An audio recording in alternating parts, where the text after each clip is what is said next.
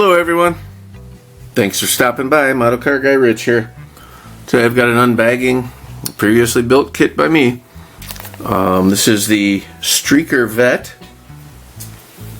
Here are the original instructions and the decals. Let me pop that down. Here's the original decals.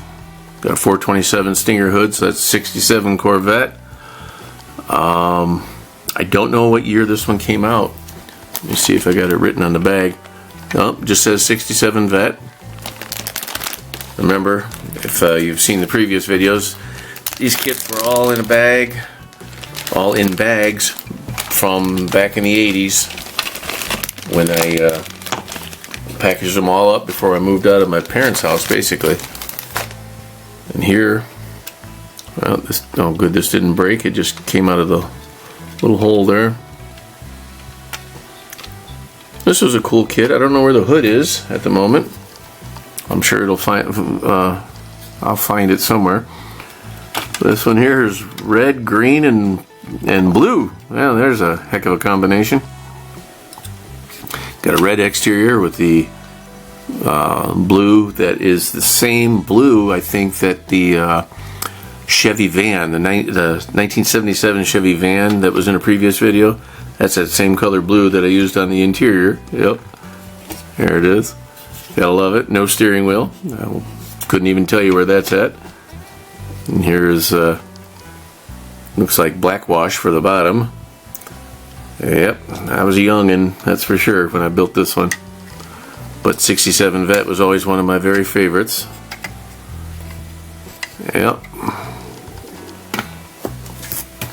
I'm going to go ahead and open the instructions on this one, just so I can see what year the kit itself came out. Hopefully it's listed on there somewhere. Let's see, here we go. Corvette. Oh, it's an MPC kit. Good to know. I'll go ahead and move that. There were the instructions.